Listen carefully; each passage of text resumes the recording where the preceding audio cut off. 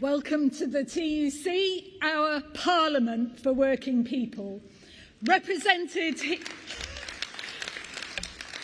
We've got represented here in the hall today millions of workers who keep the wheels of this country turning. All they ask in return is respect and fair pay. And if it takes strike action, so be it. We stand with you. So let's hear it for our incredible care assistants and NHS staff, rail and bus workers, dedicated posties, come on, prison officers, call centre staff, refuse workers, dock workers, teachers, university lecturers, civil servants and many more.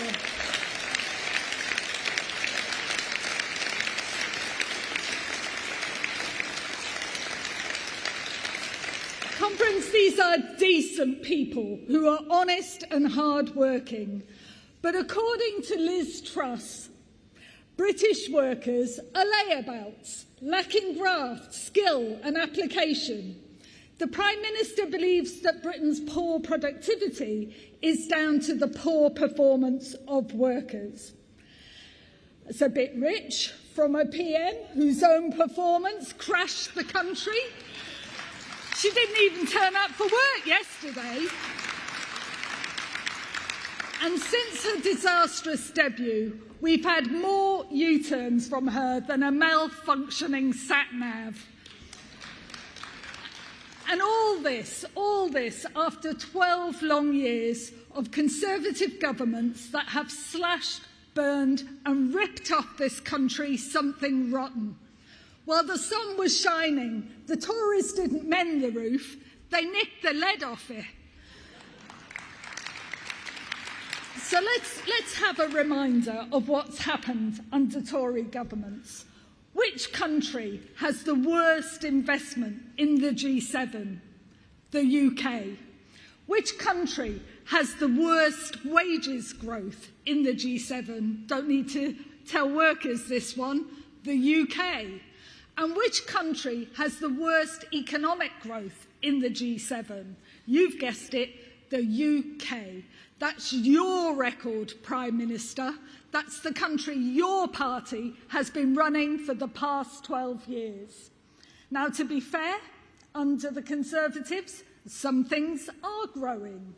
CEO pay, up. Corporate profits, up. Bankers' bonuses, up. And look what else. The cost of mortgages, NHS waiting lists, ambulance waiting times, child poverty, food banks, up, up, up. That means more kids going to bed hungry, more families afraid to put the heating on. But there is a real plan for growth. Trade unions want a growing economy that works for working people. High investment, high skills and high wages.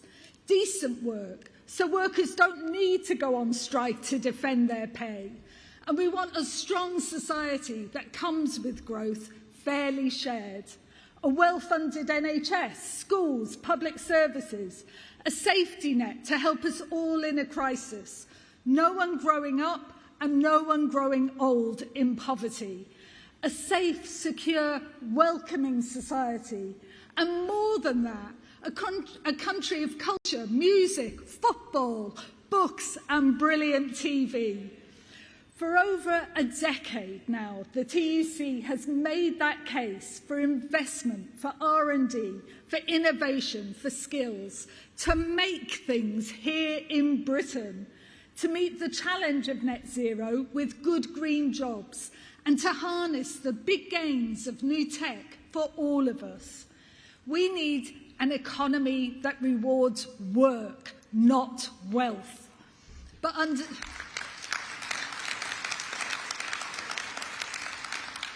the Conservatives, working people have got poorer while shareholders have got richer. We're in the longest squeeze on real wages since Napoleonic times. And if ministers and employers keep hammering pay packets at the same rate, UK workers are on course to suffer 2 decades, 20 years of lost living standards.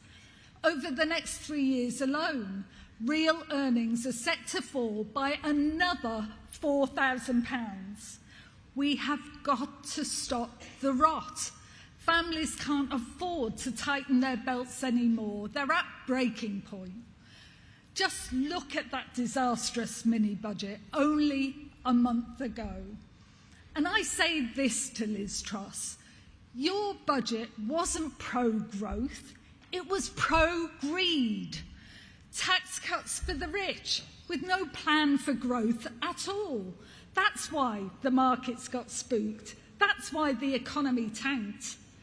The PM may have dumped Kwasi Kwarteng and is now hiding behind Jeremy Hunt, or maybe under a desk, who knows. But she can't duck this one. We don't trust her government with our economy, and livelihoods are on the line. Now, some say Liz Truss must go. I think they're wrong. This whole rotten Tory government must go.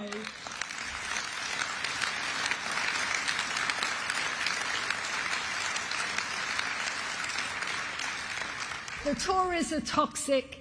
It's time for change. We need a general election now.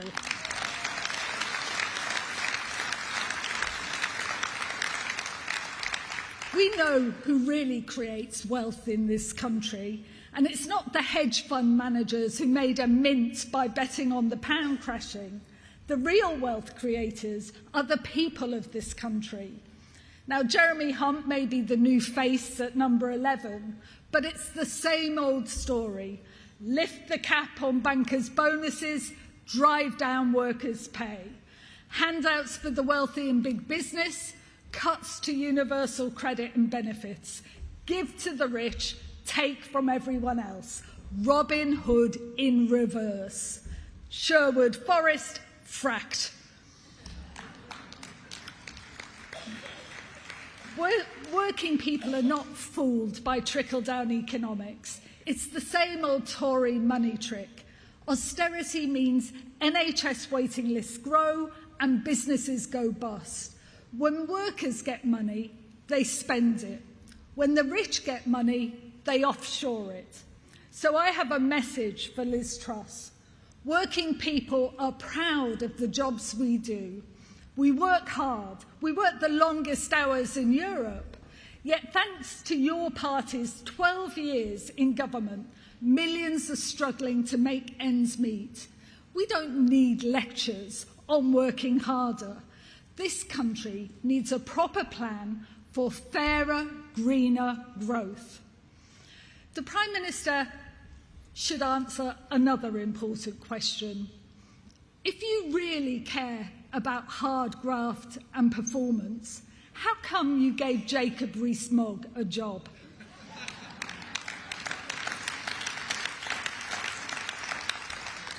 A man best known for lying horizontal on the Commons benches, who aims to make life even harder on the shop floor.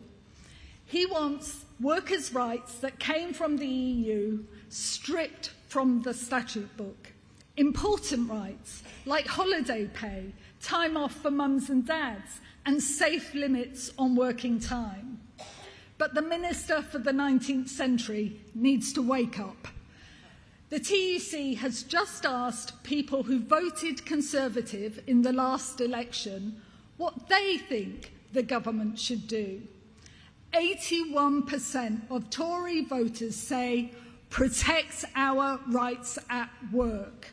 And more, we demand action to tackle corporate gangsters. Never forget P&O. A prime example of everything wrong with UK Labour laws. Loyal crew sacked without a second thought. Shameless bosses admitting they'd broken the law. And ministers letting them get away with it. Worse rights at work won't rebuild Britain. Britain only does well when working people do well. and we demand a new deal, a better deal for working people.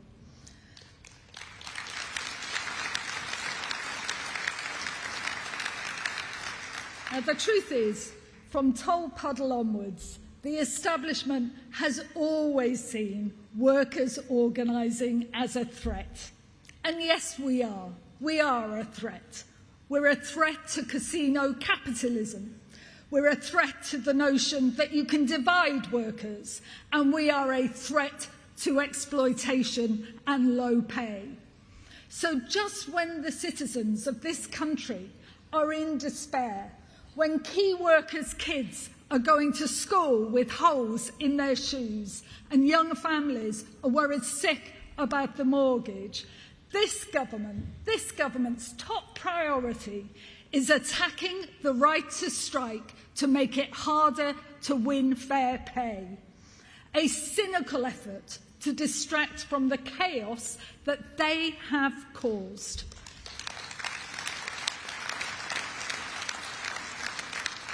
But I say this, if ministers want to pick a fight with us, we are more than ready.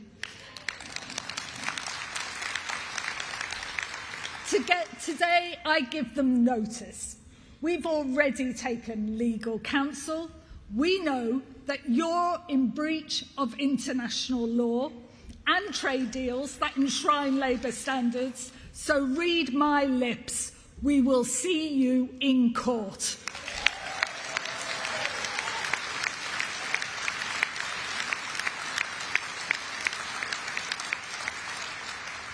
Now, this winter, we all know, looks set to be a tough one. We face an emergency made in Downing Street and the lights could go off all over Britain. Even with energy prices capped, average bills are set to double. Other costs have gone through the roof. Childcare, food, filling up the car. No one has cash to spare.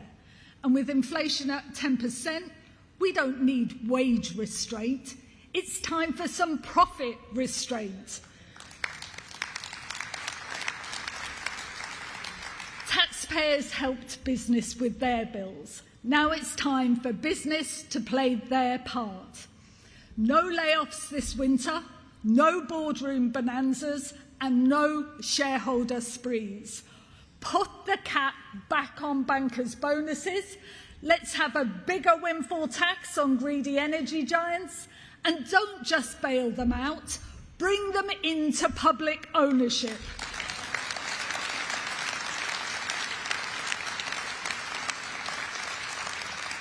And more, protect benefits against inflation, invest in public services, and give us stronger workers' rights. Our nation of grafters have earned a fair day's pay for a fair day's work. That means a £15 minimum wage as soon as possible. Fair pay agreements to get wages rising for everyone. And it's time to do right by the people who've done us all proud. They got us through the pandemic and we owe them. Give public servants a proper pay rise, a real pay rise, and give it now.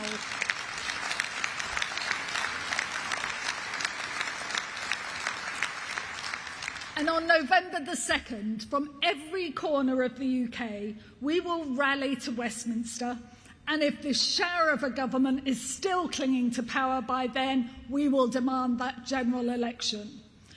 We are trade unionists. Just as when the TUC proposed the furlough scheme at the start of the pandemic, we've got answers to the problems that Britain faces. We've seen the difference our movement makes right around the world, and from Amazon to Starbucks, growing membership, winning deals, proof that solidarity works. Backed up by new laws from progressive governments from Spain to New Zealand, and we hope soon Brazil too. Governments who know that good jobs and rising wages are the route to a decent life. Change can come, and we can build it. Remember those kids. Remember those kids who save half their school dinners to take home for tea. Remember pensioners too poor to keep warm and workers who can't afford to get sick while NHS waiting times soar. None of this is inevitable. These are political choices made by politicians, and we can vote them out.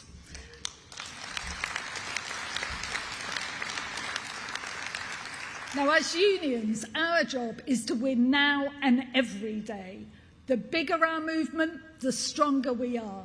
So in formally moving the General Council's statement, let's reach out and tell workers why they should join unions.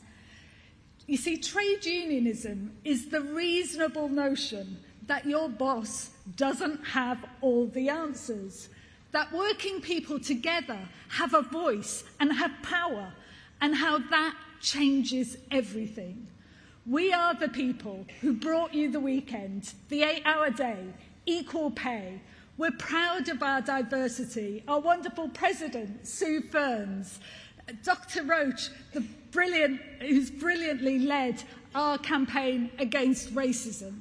We stand up for our class. We stand up for our class, and it's a multi-ethnic, multiracial working class of men and women in cities, towns, and the countryside too. We're for all working people. Yes, we've got members on the railways, in shops and factories, but also in Uber, Deliveroo, and Amazon. Whatever our background, race or religion, everyone deserves a decent job, a pension, respect. It wasn't wages or workers that caused this crisis, and we refuse to let workers pay for it. People ask me, will the TUC coordinate strike action this winter? And I say, we already are.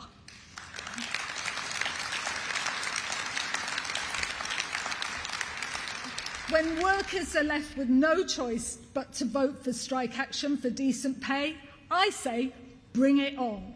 For the last 10 years, I've been proud to lead the TUC, and I'm passing the torch to my comrade, the brilliant Paul Novak.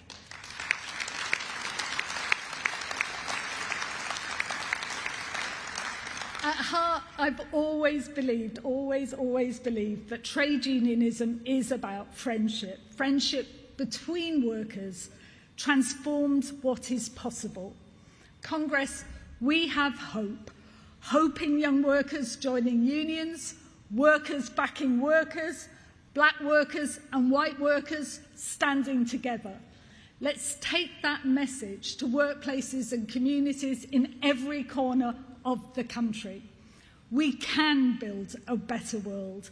We will fight for our class, and together we all win. Solidarity.